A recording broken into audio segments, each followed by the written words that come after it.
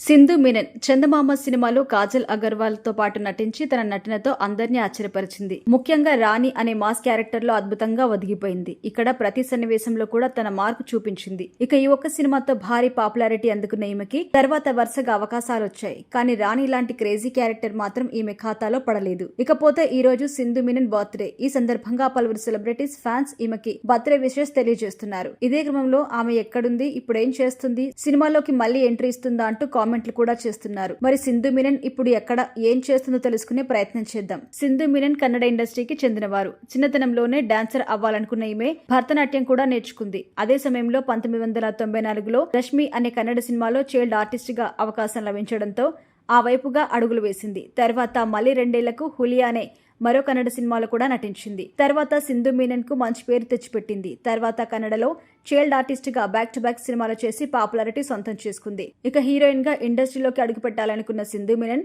శ్రీహరి హీరోగా నటించిన భద్రాచలం సినిమాతో తొలిసారి ఎంట్రీ ఇచ్చింది. తొలి సినిమాతో మంచి విజయం అందుకోవడంతో వరుసగా సినిమాలు పలకరించాయి. అలా త్రినేత్రం, శ్రీరామచంద్రులు, అదంతే అదో టైం అంటూ బ్యాక్ టు బ్యాక్ సినిమాలు చేసింది. కానీ ఏవీ కూడా ఆమెకు మంచి విజయం అందించలేదు. తర్వాత కృష్ణవంశీ దర్శకత్వంలో వచ్చిన చందమామ సినిమాతో తనను తాను ప్రూవ్ చేసుకుంది. ఈ సినిమా తర్వాత రెయిన్బో, సిద్ధం, వైశాలి వంటి సినిమాలు చేసింది. చివరిగా మలయాళంలో కూడా నటించింది. అలా సౌత్ లో అన్ని భాషలు కలిపి 40కి పైగా సినిమాలు నటించిన ఈమె వంశం, కార్తీక అనే 2 మలయాళ సీరియల్స్ లో మెయిన్ లీడ్ పోషించింది. తర్వాత పెళ్లి చేసుకుని ఇండస్ట్రీకి దూరమైంది. 2010లో డామినిక్ ప్రభు అనే ఐటీ ప్రొఫెషనల్ వివాహం చేసుకున్న ఆమె ఇప్పుడు ప్రజెంట్ ఆమెకి 2 కొడుకులు, 1 కూతురు కూడా ఉన్నారు.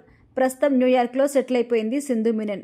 ఇక అక్కడి నుంచి అప్పుడప్పుడు తన కుటుంబానికి సంబంధించి ఫొటోస్తో ఫ్యాన్స్ తో పంచుకుంటూ ఉంటుంది.